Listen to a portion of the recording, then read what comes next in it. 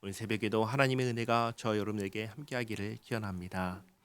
오늘 말씀은 세 가지입니다. 첫째는 세례 요한의 질문입니다. 둘째는 세례 요한에 대한 말씀입니다.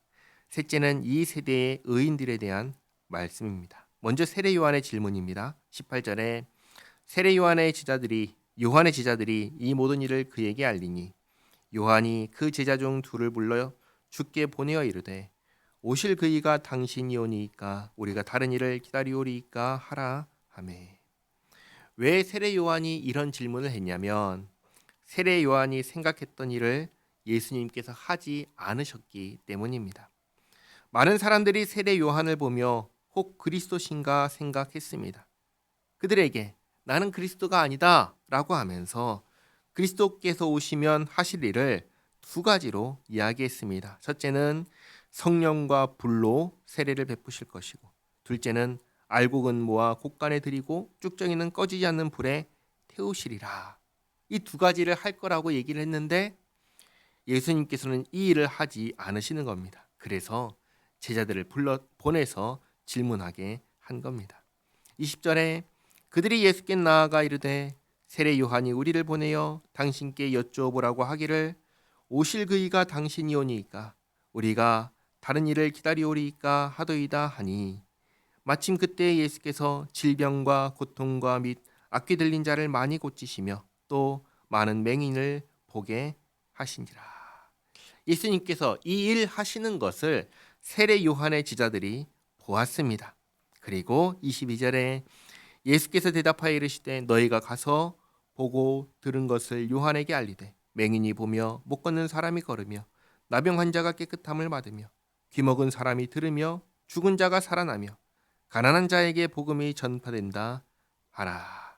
이것을 말씀하신 이유는 구약 성경에 그리스도가 오시면 하실 일이라고 예언되어 있기 때문입니다. 그러므로 23절에 누구든지 나로 말미암아 실족하지 아니하는 자는 복이 있도다 하시니라. 세례 요한에게 전하라고 하시는 말씀입니다.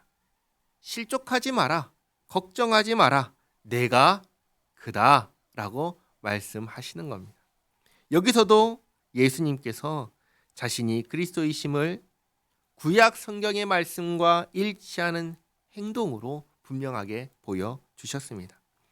그 다음으로 세례 요한에 대한 말씀입니다. 24절에 요한이 보낸 자가 떠난 후에 예수께서 무리에게 요한에 대하여 말씀하시되 너희가 무엇을 보려고 광야에 나갔더냐?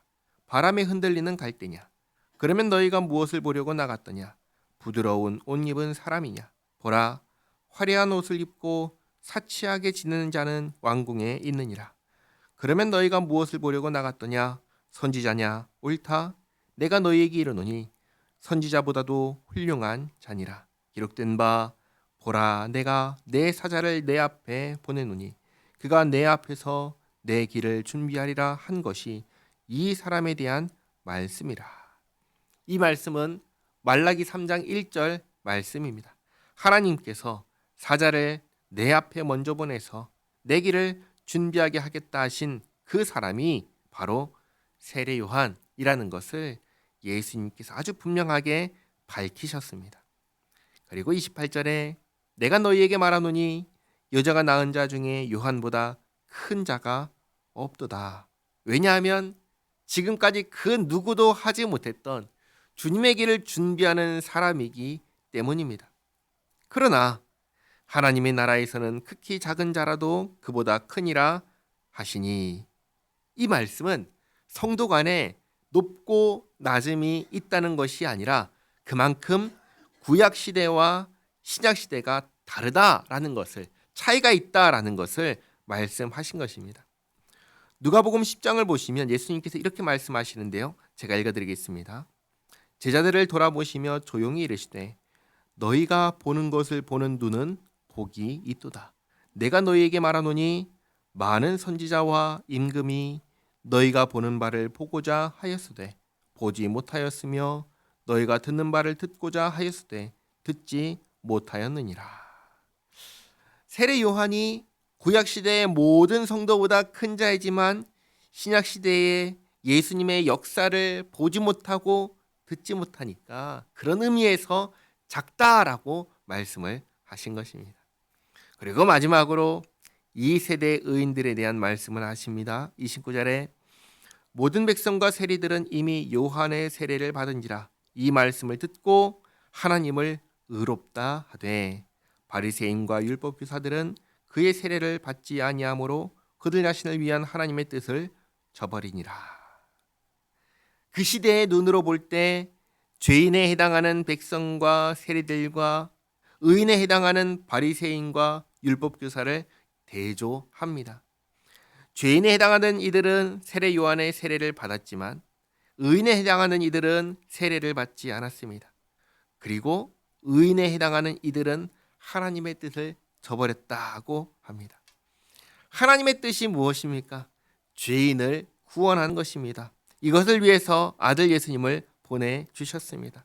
예수님께서도 자신이 온 이유를 죄인을 불러 회개시키러 왔다고 하셨습니다. 그러나 이들, 의인들은 하나님의 뜻을 저버렸습니다. 회개하지 않았습니다. 그리고 예수님을 대적합니다. 그래서 예수님께서 이들을 가리켜서 이렇게 말씀하십니다. 31절에 또 이르시되 이 세대의 사람을 무엇으로 비유할까? 무엇과 같은가? 비유하건대 아이들이 장터에 앉아 서로 불러 이르되 우리가 너희를 향하여 피리를 불어도 너희가 춤추지 않고 우리가 곡하여도 너희가 울지 아니하였다 함과 같도다. 그러니까 무엇을 해도 듣지 않고 반응하지 않는다라는 겁니다. 피리를 불면 춤을 춰야 하는데 춤추지 않고, 그러면 곡을 하면 울어야 되는데 울지도 않습니다. 그것처럼 33절에 세례 요한이 와서 떡도 먹지 아니하며 포도주도 마시지 아니하매 너희 말이 귀신이 들렸다 하더니 인자는 와서 먹고 마시매 너희 말이 보라 먹기를 탐하고 포도주를 즐기는 사람이요 세리와 죄인의 친구로다 하니. 무슨 말이냐면 세례 요한처럼 하면 회개하러 오지 않습니다. 오히려 귀신 들렸다고 거부합니다. 그래서 반대로 예수님처럼 하면은 그럼 오냐? 구원받으러 오지 않는다는 겁니다. 오히려 예수님처럼 하면은 죄인들의 친구라며 비난합니다. 어떤 식으로 하든지 간에 다 거절한다는 것입니다. 이렇게 하나님의 뜻을 이 세대의 의인이라고 하는 사람들은 저버렸습니다. 그러나 35절 지혜는 자기의 모든 자녀로 인하여 옳다함을 얻느니라. 여기서 지혜는 죄인을 구원하려 하시는 하나님의 뜻, 하나님의 구원 계획을 말합니다. 그리고 자기의 모든 자녀는 회개하고 믿어 구원받은 사람들, 죄인들을 말합니다. 그러니까 이 세대의 의인이라고 하는 사람들은 세례 요한을 거부하고 예수님을 거부하며 하나님의 구원의 손길을 저버렸지만 죄인이라고 하는 사람들은 세례 요한에게 세례를 받고 예수님을 믿음으로 구원받았다는 것입니다. 그들을 통해서 하나님의 구원의 역사가 이루어진다는 것입니다. 그리고 구원받은 자들을 통하여 하나님의 이 일하심이 참으로 옳다, 의롭다라고 인정받게 된다는 것입니다. 앞서 29절에서도 모든 백성과 세리들은 이미 요한의 세례를 받은지라 이 말씀을 듣고 하나님을 뭐라고 하죠? 의롭다 하되. 하나님의 이 일하심이 참으로 의롭다라고 인정한다는 것입니다. 하나님의 구원은 누구를 구원하시는 것이죠? 죄인을 구원하는 것이기 때문입니다. 정리하겠습니다. 오늘 세 가지 말씀을 보았습니다. 세례 요한의 질문, 세례 요한에 대한 말씀, 이 세대의 의인들에 대한 말씀이었습니다. 이 세대의 의인들은 예수님을 거부했습니다. 죄인을 구원하려 하시는 하나님의 지혜를, 하나님의 방식을 거부했습니다. 그러나 죄인들은 예수님을 받아들였습니다. 죄인을 구원하시는 하나님의 지혜가 그들에게, 죄인들에게 이루어졌습니다. 그리고 예수 믿는 우리에게도 이루어졌습니다. 이 사실을 기억하여 우리를 구원하여 주심에 감사하며 주님과 함께 살아가는 우리 모두가 되기를 바랍니다. 기도하겠습니다. 하나님 감사합니다. 미리 말씀하시고 말씀대로 이루시어 오름을 증명하시는 역사를 보았습니다. 그리고 그 가운데 저희를 참여하게 하심에 감사드립니다. 예수 믿고 구원받아 구약 시대의 모든 성도들이 듣고 싶고 보고 싶었던 하나님의 나라를 보고 듣게 하심에 감사드립니다.